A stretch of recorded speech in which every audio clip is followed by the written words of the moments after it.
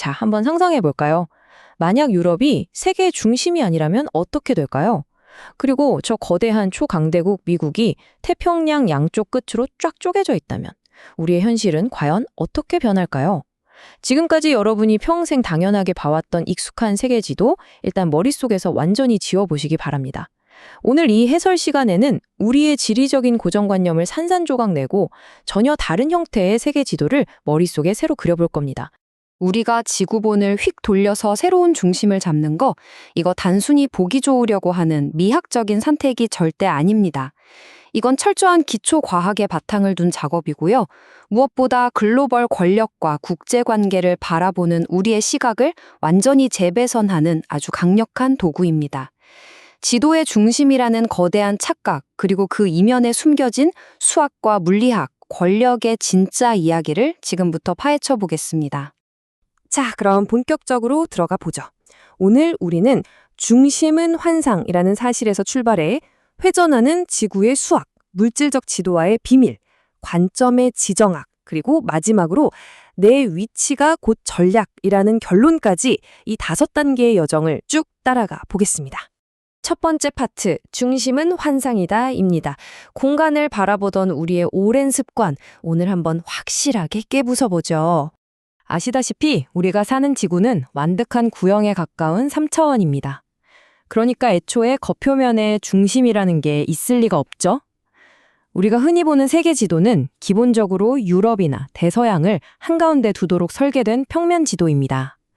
여기서 진짜 재미있는 포인트는요. 중심점을 다른 나라로 바꾸는 순간 수학적 좌표계 자체가 회전하면서 국가들 사이의 구조적인 관계가 완전히 다르게 나타난다는 겁니다. 위치, 외교 강제, 거대한 경제 네트워크까지 순식간에 싹 재편되는 거죠. 중심이 없는 3차원 지구본과 2차원 평면 지도를 한번 비교해 보겠습니다. 인간은 어쨌든 한눈에 들어오는 평면 지도를 써야 하잖아요. 그런데 둥근 공을 평면으로 쫙 펴는 순간 우리는 어쩔 수 없이 특정한 중심 좌표 하나를 강제로 콕 찍어야만 합니다. 이 과정에서 필연적으로 투영법이 들어가고 왜곡이 쫙 퍼질 수밖에 없죠. 한마디로 우리가 보는 모든 지도는 누군가에 의해 의도된 중심점을 품고 있다는 뜻입니다. 두 번째 파트, 수학과 회전하는 지구입니다. 이 중심 좌표를 과연 수학적으로 어떻게 이동시키는지 살펴보겠습니다. 지도의 중심을 바꾼다는 게 그냥 마우스로 그림을 옆으로 쓱 미는 게 아닙니다. 우리는 회전 행렬, 즉 로테이션 매트릭스를 써서 지구 전체 3차원 좌표계를 문자 그대로 굴려서 회전시킵니다. 여기서 무조건 알아야 할 핵심 개념이 바로 대원입니다. 대원은 구표면에서 두 지점 사이의 진짜 최단 거리를 말합니다. 평면 지도에선 둥글게 휜 곡선처럼 보여도 실제로는 절대적으로 가장 빠른 직선 경로인 거죠. 이거 단순한 이론이 아닙니다.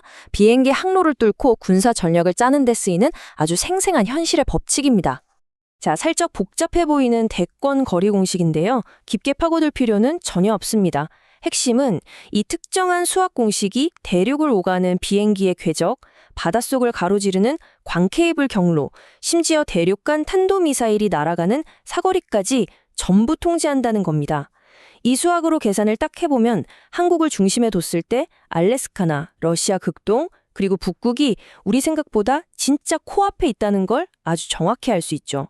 세 번째 파트, 물리적 지구의 지도화입니다. 이제 스케일을 좀 키워서 거대한 천체로서의 지구를 지도로 그려보면 어떻게 될까요? 23.5도, 다들 익숙하신 숫자죠?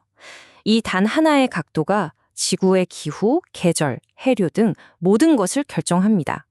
겨우 각도 하나 같지만 이 기울기가 태양 고도를 바꾸고 전 세계의 해류와 편서풍까지 좌지우지하거든요.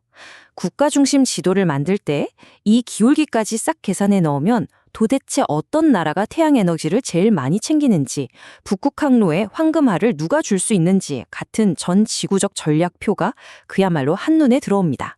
게다가 이 물리적인 지구를 납작한 평면에 옮겨 그리는 건 정말 엄청난 고난도 작업입니다.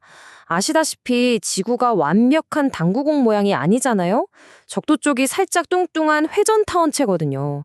그래서 요즘 나오는 초정밀 지도나 우리가 매일 쓰는 스마트폰 GPS는 중력 때문에 들쭉날쭉한 해수면인 지오이드나 WGS-84 같은 복잡한 타원체 모델을 무조건 계산에 넣어야 합니다.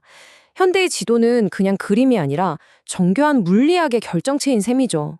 이렇게 둥근 지구를 평면에 펼치는 순간 왜곡은 절대 피할 수 없는 숙명이 됩니다. 그래서 목적에 따라 지도를 골라 써야 하는데요. 항해할 때는 최고지만 극지방이 엄청나게 뻥튀기 되는 메르카토르 도법, 군사전략 짤 땐 완벽하지만 중심에서 멀어질수록 가장자리가 심하게 찌그러지는 정거리 방위 도법, 그리고 모양은 좀 변해도 면적은 칼같이 지켜줘서 기후나 인구 분석에 딱인 몰바이데 도법까지 결국 여러분이 뭘 하려고 하느냐에 따라 손에 쥐어야 할 지도가 완전히 달라지는 겁니다.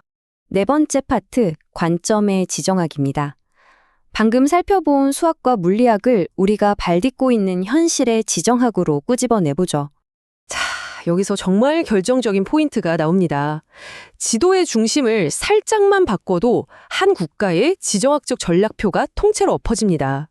한국을 딱 중심에 둬볼까요? 기존 지도에서 늘 한가운데 떡하니 있던 유럽은 저 멀리 서쪽 끝으로 밀려나고요. 초강대국 미국은 태평양 건너 양쪽 끄트머리로 쭉 갈라져 보입니다. 반면에 한국, 일본, 중국, 러시아, 동남아시아는 마치 거대한 하나의 덩어리처럼 촘촘하게 묶여버리죠. 강대국들이 주던 그 묵직한 시각적 압박감이 순식간에 뒤집히는 정말 놀라운 경험입니다. 다른 나라들을 중심에 두면 또 어떤 극적인 변화가 보일까요? 브라질 중심 지도를 보면 광활한 남대서양이 완벽한 메인 무대가 되고 북반구 강대국들의 존재감은 훅 줄어듭니다. 중국을 중심에 두면 유라시아 대륙이 쫙 이어지면서 1대1로 전략의 큰 그림이 한눈에 들어오죠. 미국 중심 지도는 대서양과 태평양 양쪽 바다를 동시에 틀어준 패권국의 위험을 제대로 보여줍니다. 근데 제일 살벌한 건 북극 중심 지도예요. 미래의 자원보고인 북극 바다를 둘러싸고 미국, 러시아, 캐나다가 얼마나 코가 닿을 듯이 바짝 붙어서 위험한 눈치 싸움을 하고 있는지 진짜 적나라하게 드러나거든요. 어느덧 마지막 5번째 파트네요. 당신의 위치가 곧 당신의 전략이다. 우리의 인식 프레임을 결정짓는 게 뭔지 결론을 내보겠습니다. 예전에는 새로운 지도를 하나 그린다는 게 국가적 차원의 거대한 대사업이었습니다. 하지만 지금은 다르죠. 현대 기술은 이 엄청난 관점의 전환을 우리 손끝에 쥐어줬습니다. QGIS나 파이썬 같은 코딩 도구들로 이를테면 중앙경도를 127도로 맞춘다는 식의 진짜 짧은 코드 몇 줄만 입력하면 그 즉시 한국 중심의 완전히 새로운 지정학적 현실이 눈앞에 렌더링 됩니다. 이 거대한 지각 변동을 얼마나 빠르고 쉽게 현실로 만들 수 있는지 기술 발전이 새삼 대단하게 느껴지죠? 국가 중심 지도는 세계에 대한 인간의 인식을 바꾼다. 이 문장 정말 뇌리에 확 꽂히지 않나요? 지도는 그냥 지리 정보 몇 개 끄적여 놓은 그림이 아닙니다. 하나의 거대한 문명적 세계관 그 자체입니다. 우리가 세상을 어느 위치에서 바라보는지가 우리의 문화적 정체성을 만들고 경제가 흘러가는 맥을 짚게 해주고 궁극적으로는 국제 관계의 거대한 판도를 어떻게 읽을지 결정짓는 겁니다. 자, 이제 오늘 해설을 마무리하면서 여러분 스스로에게 이 도발적인 질문을 하나 던져보셨으면 합니다. 여러분은 지금 어디를 중심으로 세상을 바라보고 계십니까? 매일 너무나 당연하게 쳐다보던 그 지도의 중심이 혹시 알게 모르게 여러분의 세계관을 은밀히 조종하고 있었던 건 아닐까요? 앞으로 뉴스나 책에서 세계 지도를 마주하실 땐 이거 누구의 중심이지? 하고 그 편향성을 한 번쯤 유쾌하게 의심해 보시길 바랍니다. 지도의 중심이라는 그 강력한 착각을 함께 해부해 본 시간 여기서 마치겠습니다. 함께 해주셔서 감사합니다.